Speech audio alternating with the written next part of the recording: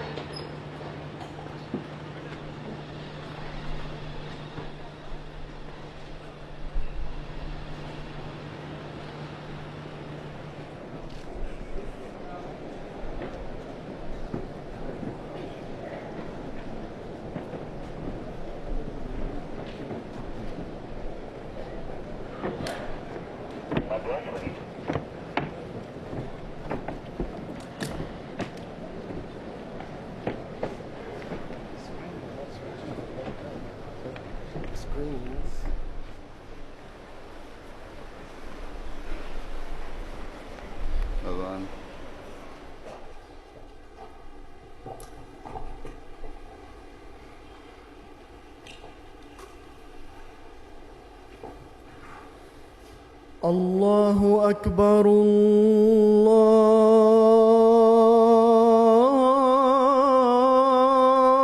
الله أكبر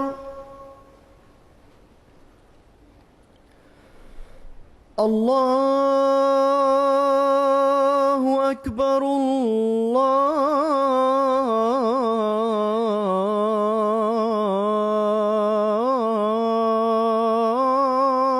الله أكبر. أشهد أن لا إله إلا الله.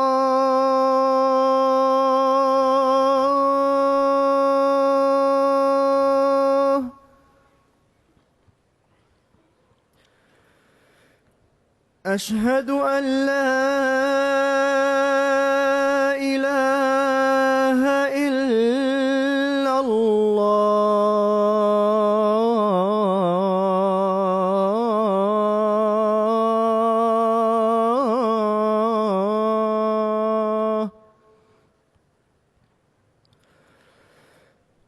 أشهد أن محمدًا رسول الله.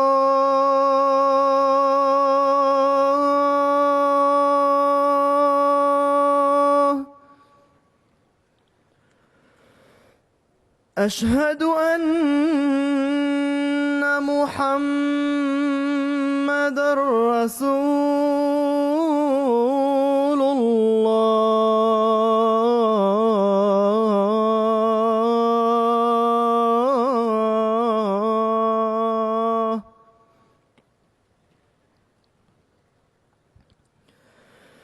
حي على الصلاة.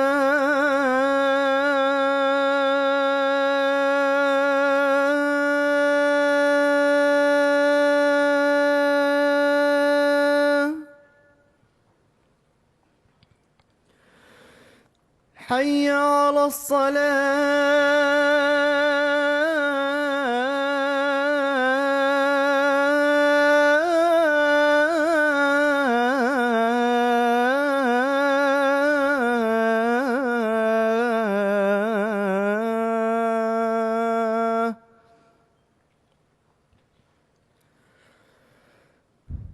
حي على الفلاح.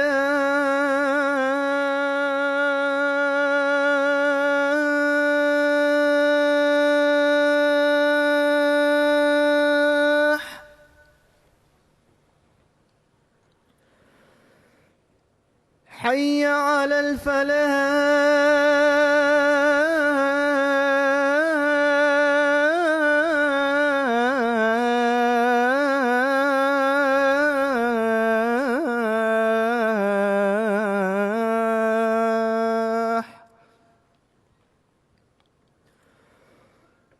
الله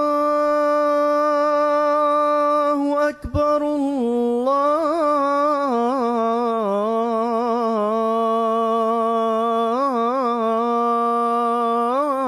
الله أكبر. لا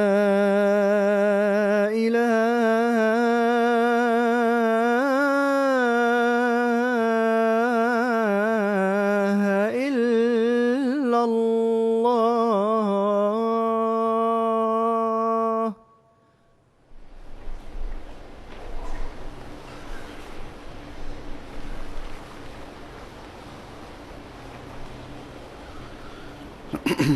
السلام علیکم ورحمۃ اللہ.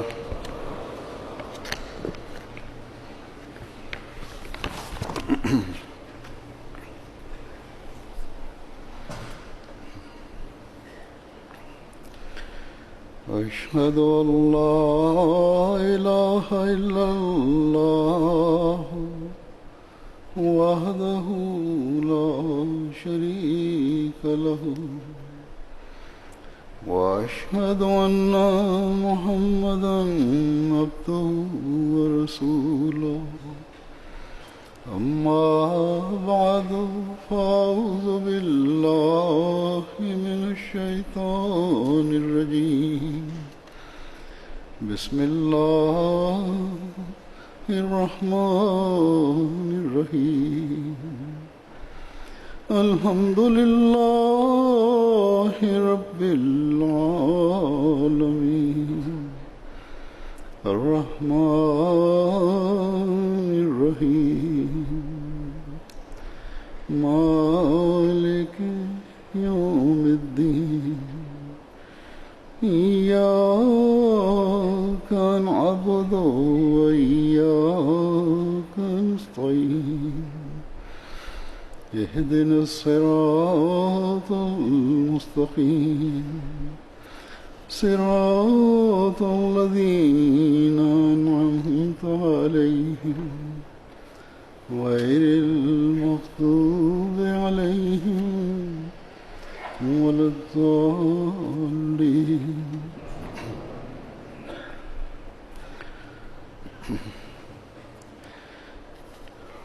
الحمدللہ اللہ تعالیٰ کے فضل سے آج ہم ایک اور جلسہ سالانہ میں شمولیت کی توفیق پا رہے ہیں. بعض لوگ پہلی مرتبہ جلسے میں شامل ہو رہے ہیں، بہت سے ایسے بھی ہیں جن کو سفر اور ویزے کی سہولت ہے، وہ سالہ سال سے جلسے میں شامل ہوتے آ رہے ہیں. یو کے رہنے والے بھی ایسے ہیں جو پہلی مرتبہ جلسے میں شامل ہو رہے ہیں. تھوڑا عرصہ ہوا ہے انہیں یہاں آئے، یہاں آ کر سیٹل ہوئے، یا بعض بچے ہیں اپنے ہوش و حواس میں پہلی دفعہ جلسے کے ماحول سے فائدہ اٹھانے والے ہوں گے. بس سب کو جلسے کے ان 3 دنوں میں جلسے کے روحانی ماحول سے فائدہ اٹھانے کی کوشش کرنی چاہیے. جلسے کے پروگراموں کو خاموشی اور توجہ سے سننا چاہیے، تبھی جلسے میں شامل ہونے کا فائدہ ہوگا. تبھی حضرت مسیح موعود علیہ الصلوۃ والسلام کے جلسے کے انعقاد کے مقصد کو پورا کرنے والے ہوں گے. جیسا کہ سب جانتے ہیں کہ جلسے کے انتظامات سب یا تقریباً 90% خاص طور پہ جو جلسے کے دنوں کے پروگرام انتظامات ہیں افراد جماعت رضاکارانہ طور پر کر رہے ہوتے ہیں. اس لیے بعض کاموں میں کمیاں کمزوریاں بھی رہ جاتی ہیں، لیکن ان کمیوں اور کمزوریوں کو ہم سب شامل ہونے والوں نے ٹھیک کرنا ہے اور دور کرنا ہے. جہاں کارکنان اپنے کاموں کا جائزہ لیتے ہوئے انہیں ٹھیک کرنے کی کوشش کریں گے، وہاں مہمان بھی شامل ہونے والے بھی ان کمیوں اور کمزوریوں سے صرف نظر کریں، اور جہاں کہیں کارکنوں کی مدد کی ضرورت ہو خود بڑھ کر ان کی مدد کے لیے اپنے آپ کو پیش کریں. اکائی ہم میں تبھی پیدا ہو سکتی ہے جب ہم ایک دوسرے کے بوجھ اٹھانے والے ہوں، اور اگر مدد کی ضرورت ہو تو مدد کرنے کی کوشش کریں. بس اس بنیادی بات کو مہمانوں اور میزبانوں دونوں کو یاد رکھنا چاہیے. عموماً کارکنان اور میزبانوں کی ذمہ داریوں اور فرائض کے بارے میں جلسے سے ایک ہفتہ پہلے کے خطبے میں ذکر کیا کرتا ہوں، اور مہمانوں کو ان کے فرائض کے بارے میں جلسے والے دن کے خطبے میں کچھ باتیں کہتا ہوں. ہمارے جلسوں کی بلکہ ہمارے جماعتی نظام کی یہی خوبی ہے، یا ہم آپس میں پیار و محبت سے تبھی رہ سکتے ہیں جب ہر ایک اپنے حقوق و فرائض کو آسن رنگ میں سر انجام دینے والا ہو اور اس کو سمجھنے والا ہو. بہرحال آج میں دونوں کو ہی چند باتیں کہوں گا اور ان کی طرف توجہ دلاؤں گا. کارکنان کو میں نے گزشتہ خطبے میں تو کچھ نہیں کہا تھا، لیکن گزشتہ اتوار کو جو معائنہ ہوتا ہے جلسے کے انتظامات کا، اس میں توجہ دلا دی تھی کہ ان کے رویے کیسے ہونے چاہیے اور کس طرح انہوں نے کام کرنا ہے. اللہ تعالیٰ کے فضل سے ایک لمبا عرصہ سے یہ کارکنان اکثر ان میں سے اکثریت کہنا چاہیے ڈیوٹیاں دیتے آ رہے ہیں.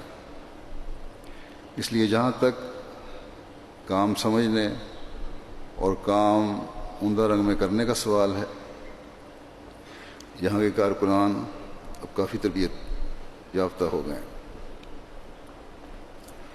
اور ہر سال نئے شامل ہونے والے کارکنوں اور بچوں اور نوجوانوں کو بھی پہلے کام کرنے والے اور اسی طرح افسران اپنے تجربات سے فائدہ اٹھاتے ہوئے تربیت کرتے ہیں یا تربیت دیتے ہیں. لیکن بعض باتوں کی جو زیادہ توجہ طلب ہیں یاد دہانی بھی کروانی پڑتی ہے. سو اس وقت میں مہمانوں اور میزبانوں دونوں کو چند باتوں کی طرف توجہ دلاؤں گا. جیسا کہ میں نے کہا، سب سے پہلی بات کارکنوں کے لیے یہ ہے کہ انہوں نے ان لوگوں کی خدمت کے لیے اپنے آپ کو پیش کیا ہے جو حضرت مسیح موعود علیہ الصلوۃ والسلام کے جاری کردہ، بلکہ اللہ تعالیٰ کے حکم سے جاری کردہ جلسے میں شامل ہونے کے لیے آئے ہیں اور کسی دنیاوی میلے میں شامل ہونے کے لیے نہیں آئے، بلکہ اپنے روحانی علمی اور اخلاقی معیاروں میں بہتری کے لیے جمع ہوئے ہیں۔ اور میں امید کرتا ہوں کہ یہی سوچ جلسے میں شامل ہونے والے ہر فرد کی ہے اور ہونی چاہیے، ورنہ ان کا جلسے میں شامل ہونا بے مقصد ہے۔ بہرحال کارکنان کو یہ ہمیشہ یاد رکھنا چاہیے کہ مہمانوں کا رویہ جیسا بھی ہو، کام کرنے والوں نے اعلیٰ اخلاق کا مظاہرہ کرتے ہوئے ان کے جذبات اور احساسات کا خیال رکھنا۔ اگر کبھی مہمان یا شامل ہونے والا کوئی فرد بھی غلط رویہ بھی اپنائے تو کارکن کا کام ہے کہ اپنے جذبات پر کنٹرول رکھے اور اسی طرح اور اسی رویے سے اسے جواب نہ دے۔ جب ہر کارکن نے خدا تعالیٰ کی رضا کی خاطر مہمانوں کی خدمت کے لیے اپنے آپ کو پیش کر دیا ہے تو پھر خدا تعالیٰ کی خاطر ہی بعض مہمانوں کے غلط رویے بھی برداشت کرنے پڑیں تو برداشت کریں، تبھی اللہ تعالیٰ کی خوشنودی اور رضا حاصل کرنے والے بن سکتے ہیں۔ ہم جس نبی کے ماننے والے ہیں اس کا اسوہ حسنہ مہمانوں کے لیے کیا تھا؟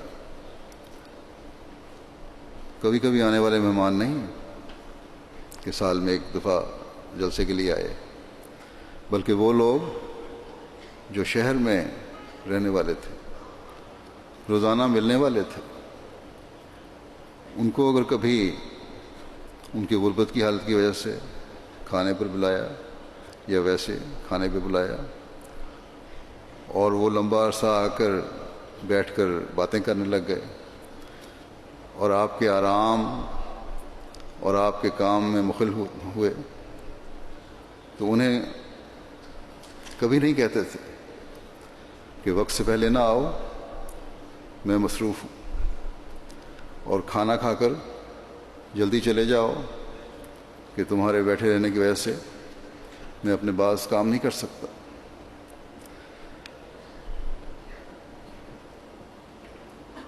یہ لوگوں کی حالت دیکھ کر اور آپ کیا مہمانوں کی کو برداشت کرنے کا صبر اور حوصلہ دیکھ کر اللہ تعالیٰ نے مومنوں کو فرمایا کہ فَيَسْتَحْيِي مِنْكُمْ، کہ وہ تمہارے جذبات کا خیال رکھتے ہوئے تمہیں منع کرنے سے حیا کرتا ہے، لیکن اللہ تعالیٰ کو یہ بات کہنے میں کوئی روک نہیں۔ بس لمبا عرصہ بلا وجہ نبی کے گھر میں بیٹھ کر اسے تکلیف نہ دو۔ بس ایک طرف تو اللہ تعالیٰ نے حضرت صلی اللہ علیہ وسلم کی مہمان نوازی کے اعلیٰ ترین اسوے کا ذکر فرما دیا، اخلاق کے اعلیٰ ترین ہونے کا ذکر فرما دیا، تو دوسری طرف مہمانوں کو بھی خاص طور پر حکم دیا کہ مہمان بن کر اپنے حق سے تجاوز نہ کرو۔ مہمان کی جو حدود و قیود ہیں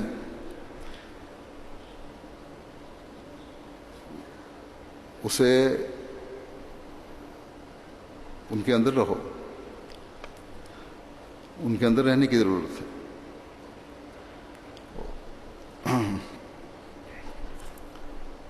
اور مہمانوں کو بھی اپنے مہمان ہونے کا ناجائز فائدہ نہیں اٹھانا چاہیے۔ پھر غیروں کے ساتھ مہمان نوازی کے معیار کا مقام تھا، بلند حوصلگی کا ایسا معیار کہ انسان دنگ رہ جاتا ہے، حیران رہ جاتا ہے۔ اس کی مثال ہم دیکھتے ہیں جب ایک غیر مسلم آتا ہے مہمان بن کے، آپ اسے خاطر مدارات بھی کرتے ہیں، اور صبح اٹھ کر جاتے ہوئے وہ بستر گندہ کر کے چلا جاتا ہے، آپ خود اسے دھوتے ہیں۔ صحابہ رضوان اللہ علیہم عرض کرتے ہیں کہ ہمیں بھی خدمت کا موقع دیں، ہم حاضر ہیں، حضور کیوں تکلیف کر رہے ہیں؟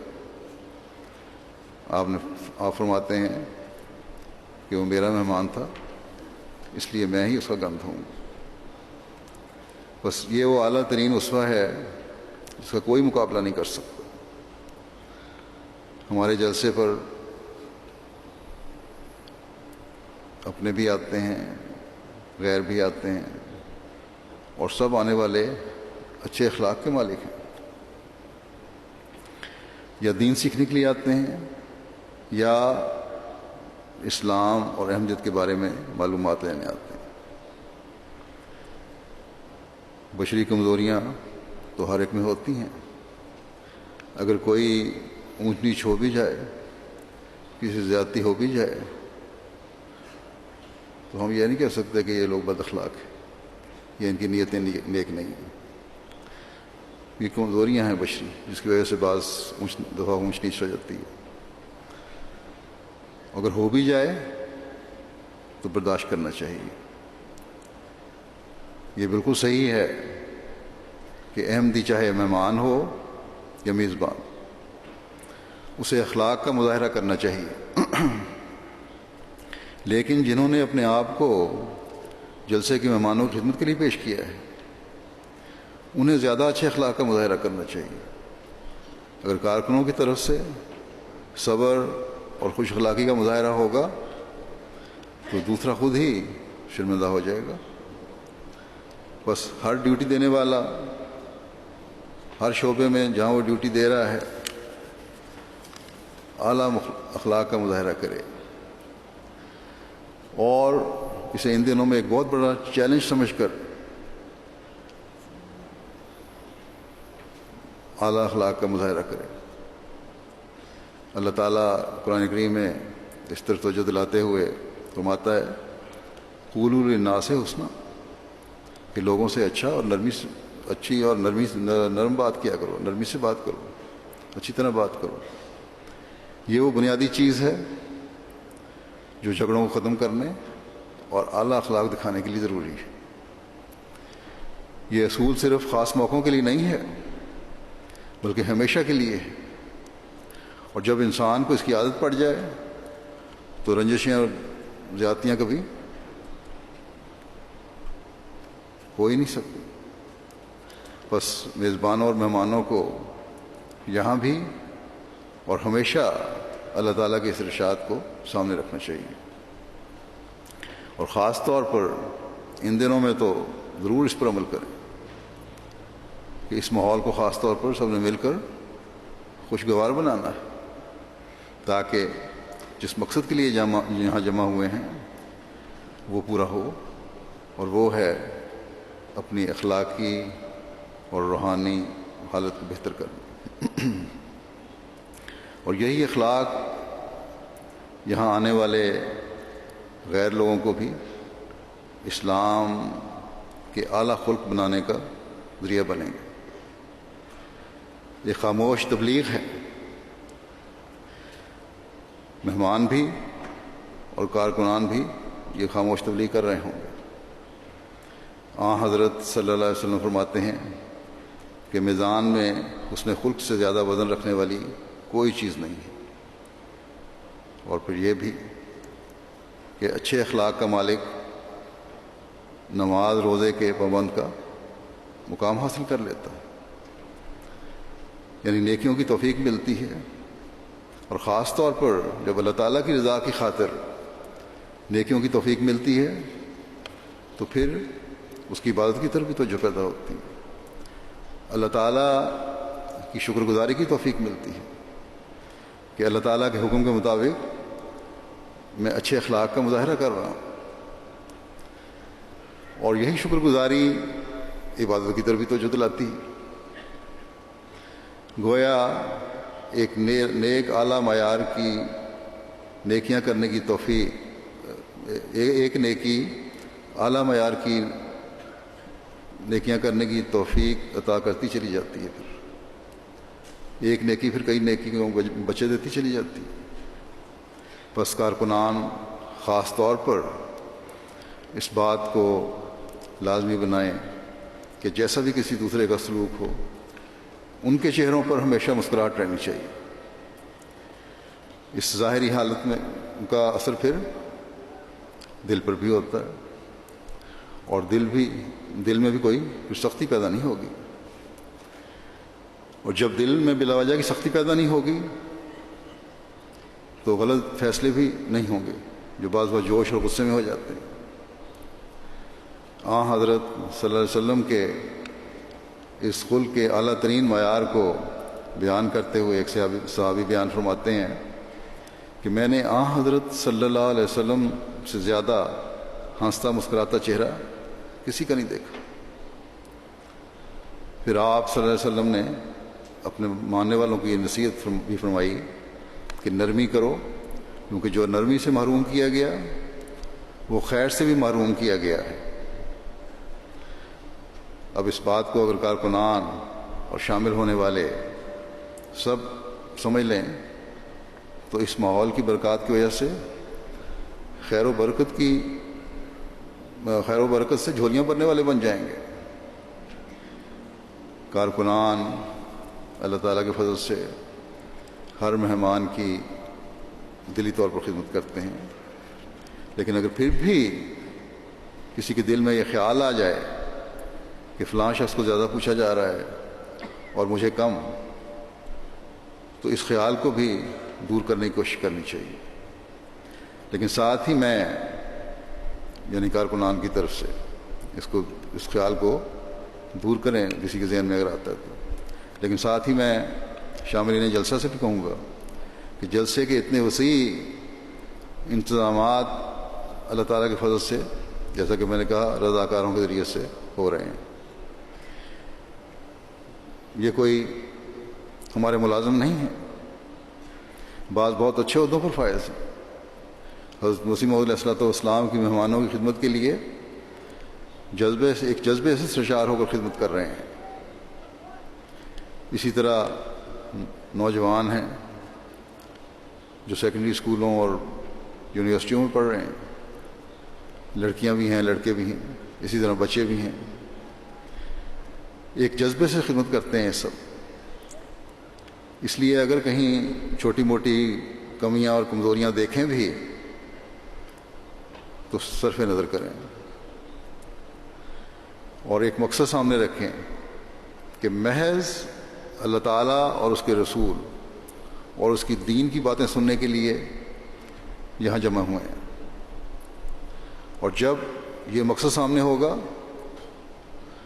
تو کسی قسم کے شکوے کا سوال ہی پیدا نہیں ہوتا۔ جلسے کے انتظامی کاموں کے کرنے کے لیے باقاعدہ ایک نظام ہے، مختلف شعبہ جات ہیں، اس کے کاموں میں سہولت پیدا کرنے کے لیے بنائے گئے ہیں۔ اگر کسی مہمان کو کسی ایک شعبے میں کمی نظر آتی ہے، یا جس طرح اس کی مہمان نوازی کا اس کا خیال ہے کہ اس کی ہونی چاہیے، یا اس کا خیال ہے کہ اس کا حق ہے کہ اس کی مہمان نوازی اس طرح ہو، اور نہیں ہو رہی، تو صرف شعبے کے انچارج کو لکھ دیں بجائے کارکنوں سے الجھنے کے۔ اس سال اگر کمی کو نہ بھی دور کیا جا سکا تو اگلے سال کے لیے خیال رکھا جائے گا۔ اور ہمارے جماعتی نظام کی یہی خوبی ہے اور ہونی چاہیے کہ جن کمزوریوں کی نشاندہی ہو انہیں دور کرنے کی کوشش کی جاتی ہے یا کوشش کی جائے۔ مہمان نوازی کا ایک اہم شعبہ کھانا پکانے کا ہے۔ لنگر کے جلسے کے دنوں میں مخصوص کھانے ہیں اور وہی پکائے جاتے ہیں۔ فی الحال دنیا میں ہر جگہ جہاں جلسے ہوتے ہیں، یا کم از کم ان جگہوں پہ جہاں پاکستانی اور ہندوستانی احباب کی اکثریت ہے، سوائے کچھ کھانے ایسے ہیں جو غیر ملکیوں کے لیے مخصوص ہوتے ہیں۔ غیر ملکی سے مراد میری غیر پاکستانی یا غیر ہندوستانی ہے۔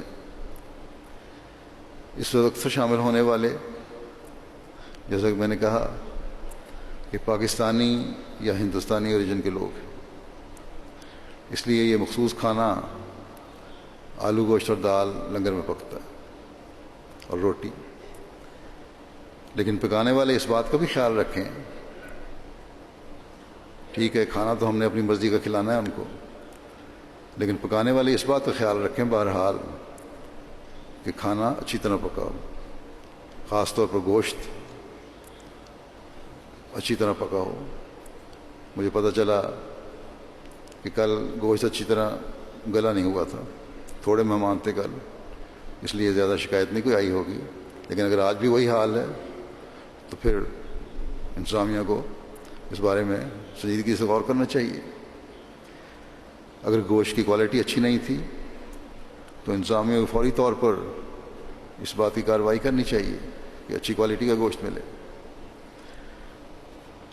مجھے امید ہے کہ مہمان تو اس بات پر انشاءاللہ شکایت نہیں کریں گے، لیکن اگر کریں شکایت تو پھر وہ ان کی جائز شکایت ہوگی، لیکن شکایت غصے سے بھر کر نہ کریں، لیکن بلکہ پیار سے انتظامیہ کو توجہ دلا دیں، یہ کمی ہے اس کو پورا کریں۔ اس طرح کھانا بھی ضائع ہوتا ہے اور رزق کو بھی ہمیں حفاظت کرنے کا حکم ہے۔ پھر شاملین جلسہ کو اس بات کی طرف بھی توجہ دینی چاہیے کہ حضرت صلی اللہ علیہ وسلم نے فرمایا ہے کہ اسلام کا ایک حسن خلق یہ بھی ہے کہ مومن بیکار اور فضول باتوں کو چھوڑ دے، اور یہ جلسہ جسے حضرت مسیح موعود علیہ الصلوۃ والسلام نے خالص للہ جلسہ قرار دیا ہے، اس میں تو ہر قسم کی فضول باتوں اور وقت کے ضائع ہونے سے پرہیز کرنا چاہیے، یا وقت کے ضائع کرنے سے پرہیز کرنا چاہیے، اور جلسے کے پروگراموں کو غور سے سنیں۔ مقررین آپ کی پسند کے ہیں یا نہیں، تقریروں کے عنوان بہرحال ایسے رکھے جاتے ہیں جو ہر ایک کے لیے فائدہ مند ہوں، اور ہر تقریر میں کوئی نہ کوئی بات ایسی ہوتی ہے جو کسی نہ کسی کے دل پر اثر کرتی، اس لیے غور سے سنیں تو اثر بھی ہوگا۔ سوائے اشد مجبوری کے جلسہ گاہ سے اٹھ کر نہ جائیں، اور جس طرح اس وقت حاضری ہے، جلسے کے دوران بھی ہر پروگرام میں ایسی حاضری ہونی چاہیے تاکہ بچوں اور نوجوانوں کو بھی جلسے کی اہمیت کا اندازہ ہو، اور وہ بھی اپنے آپ کو دین کے ساتھ جوڑیں اور اس کے لیے کوشش کریں۔ آج کل کے دنیا داری کے ماحول میں بچوں اور نوجوانوں کو دین کی اہمیت کا احساس دلانا اور اس کے ساتھ جوڑنا بہت بڑا اور اہم کام ہے والدین کا، اس طرف خاص طور پہ توجہ دینی چاہیے۔ ہر ماں اور ہر باپ کو اس کے لیے کوشش کرنی چاہیے۔ اللہ تعالیٰ سب کو اس کی توفیق بھی عطا فرمائے۔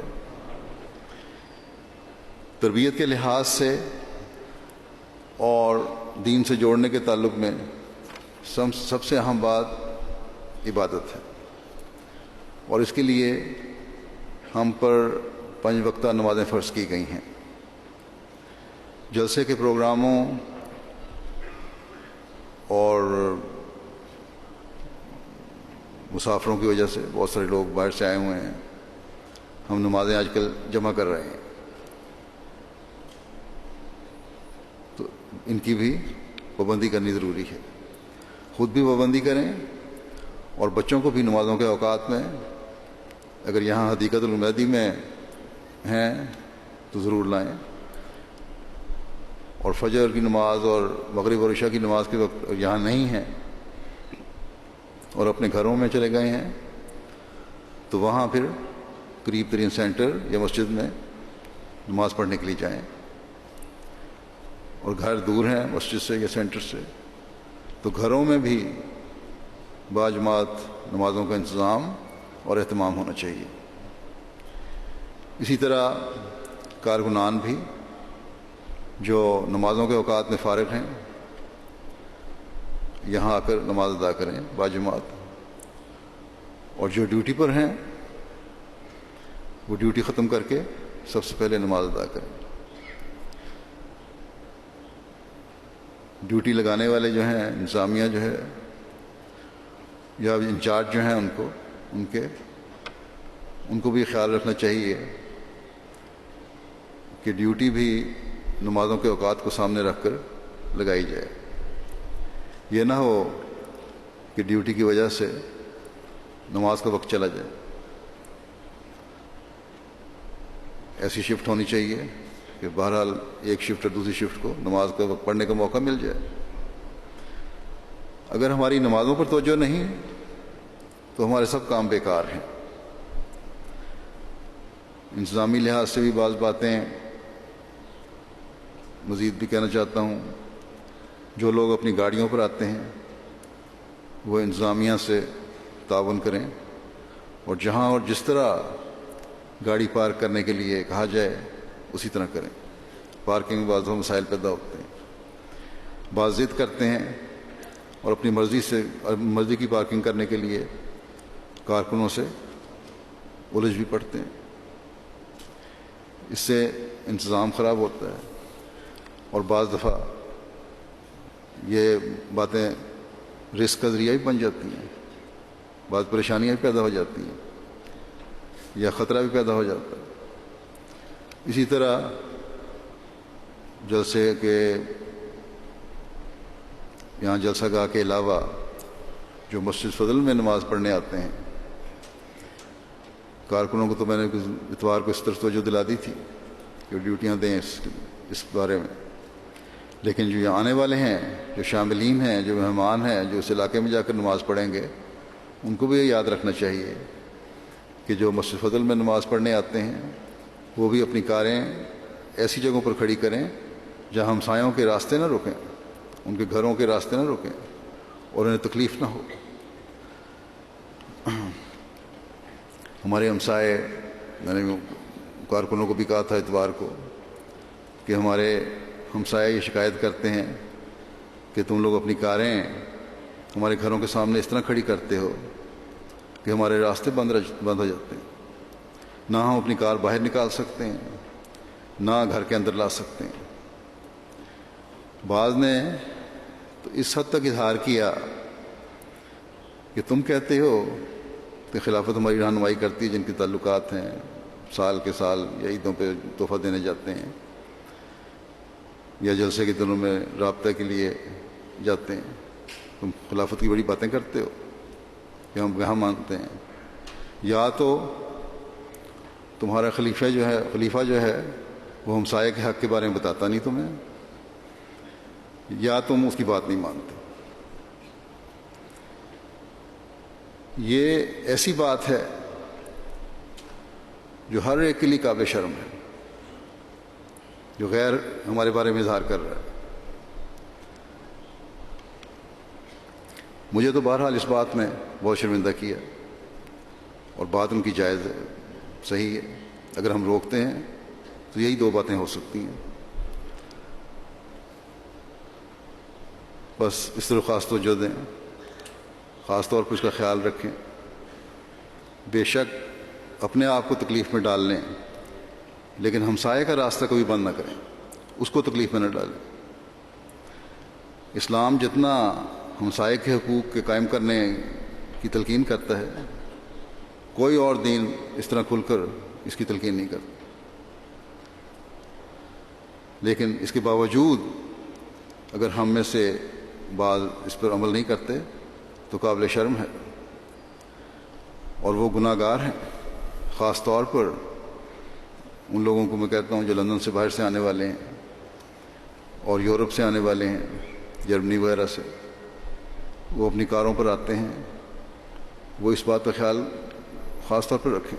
بعض ایسے ہیں جو خیال نہیں رکھتے، اور مجھے بتایا گیا ہے کہ ڈیوٹی پر کھڑے بعض نوجوان جب ان کو توجہ دلائیں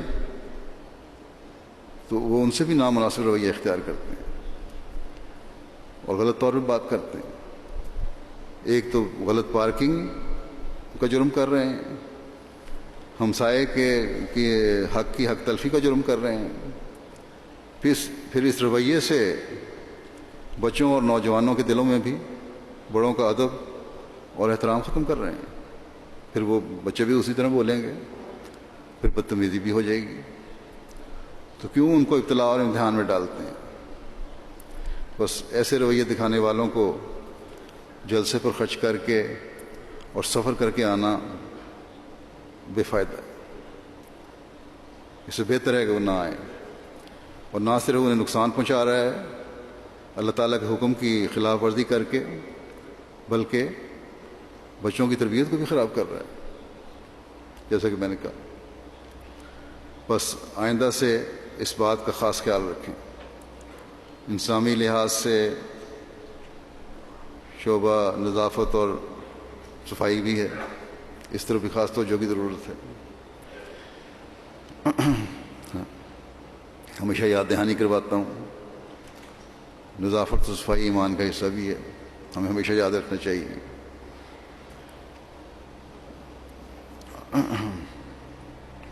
مہمان بھی جب غسل خانے استعمال کرتے ہیں، ٹوائلٹ استعمال کرتے ہیں، تو صاف اور خشک کر کے آیا کریں.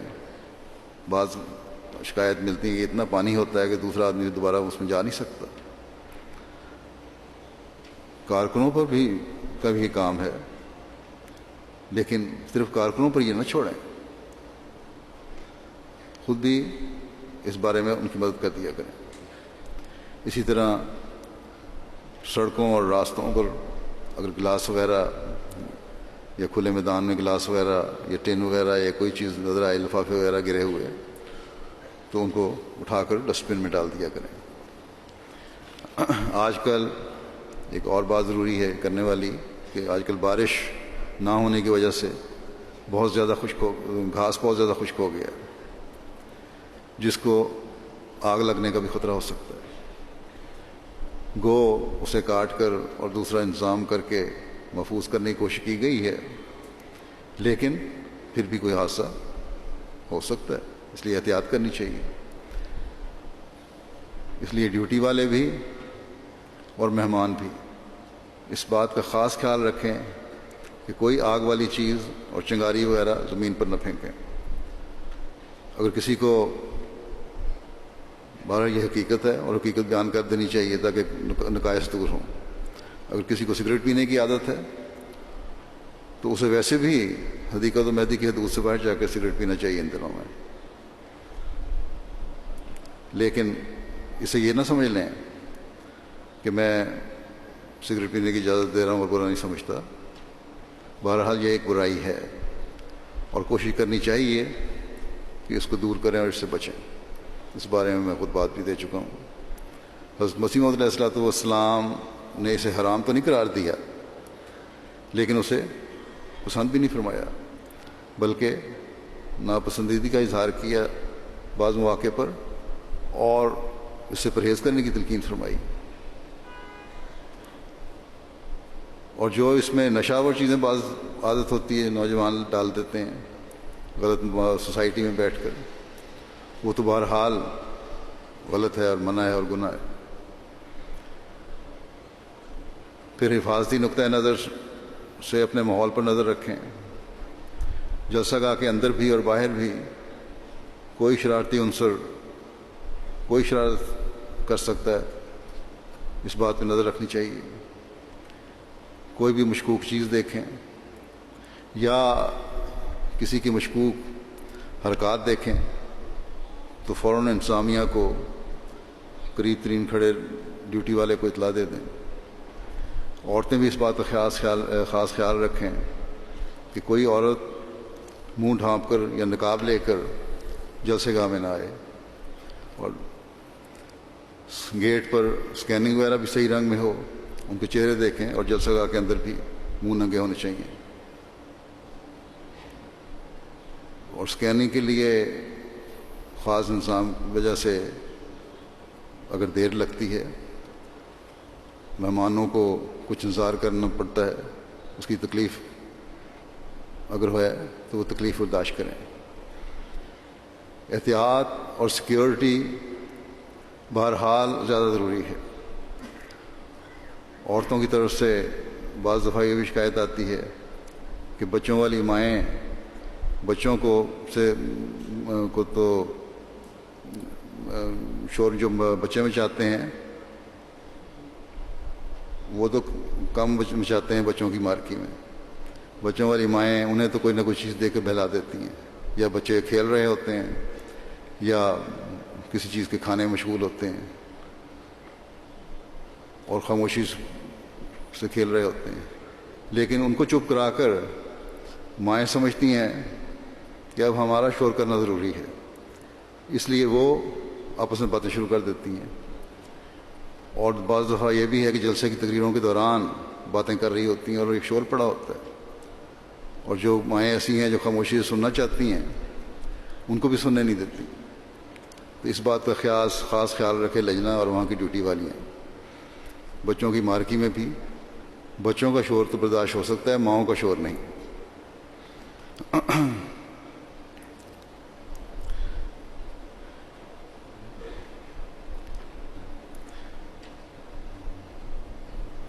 اسی طرح یہ بھی شکایت ہے عورتوں کی طرف سے کہ بعض دفعہ بعض عورتیں مین مارکی میں بھی تقریروں کے دوران بلا وجہ بولتی رہتی ہیں اور چپ کرانے والی لڑکیوں سے غلط رنگ میں بات کرتی ہیں، غلط جواب ان کو دیتی ہیں، جو کسی طور پر بھی مناسب نہیں ہے. اللہ تعالیٰ سب کو جلسہ سے زیادہ فائدہ اٹھانے کی توفیق عطا فرمائے، اور اپنی ان تمام باتوں اور ہدایات پر عمل کرنے کی توفیق عطا فرمائے جو بھی میں نے دی ہیں یا آپ کے پروگراموں میں جو لکھی گئی ہیں. لیکن ایک بات یاد رکھیں کہ ان تمام ہدایات پر حاوی ایک بات ہے جو ہر ایک کے لیے فرض ہے اور انتہائی ضروری ہے، اور وہ ہے دعا. جلسے کی کامیابی کے لیے خاص طور پر دعا کریں. اللہ تعالیٰ محض اپنے فضل سے جلسے کو ہر لحاظ سے بابرکت فرمائے اور ہر شر سے محفوظ رکھے، اور ہم سب وہ فیض پانے والے ہوں جس کے لیے ہم یہاں جمع ہوئے ہیں. اسی طرح یہ بھی بتانا چاہتا ہوں کہ ریویو آف ریلیجنس کے تحت ہمیشہ کی طرح اس سال بھی ٹیورن شراؤٹ پر نمائش ان کے مارکی میں لگی ہوئی ہے. اسی طرح القلم پروجیکٹ بھی ہے ان کے اسی جگہ ساتھ ہی. اسی طرح شعبہ آرکائیو کے تحت بھی نمائش لگی ہوئی ہے، وہ بھی دیکھنے والی چیز ہوگی، معلومات میں اضافے کے لیے ہوگی. اسی طرح اس مرتبہ شعبہ تبلیغ یو کے نے قرآن کریم پر بھی ایک نمائش کا اہتمام کیا ہے. امید ہے انشاءاللہ تعالی وہ بھی لوگوں کے لیے معلوماتی ہوگی، اسے بھی دیکھیں. اسی طرح آج 2 web sites true Islam rational religion بھی لانچ ہوگی. شعبہ تبلیغ نے حضرت صلی اللہ علیہ وسلم کی سیرت پر آن لائن تقریری مقابلہ بھی رکھا ہوا ہے، اس میں بھی لوگ شامل ہو رہے ہیں. وہ بھی ایک یہ خصوصیت ہے جلسے کے سے آج انہوں نے شروع کیا ہے. یہ بہرحال یہ ان دنوں کے روٹین کے جو جلسہ گاہ میں پروگرام ہوتے ہیں ان سے زائد باتیں اور پروگرام ہیں. نمائشوں اور ان پروگراموں سے بھی لوگوں کو استفادہ کرنا چاہیے. اللہ تعالیٰ سب شاملین کو حضرت مسیح موعود علیہ الصلوۃ والسلام کی دعاؤں سے حصہ لینے والا بنائے.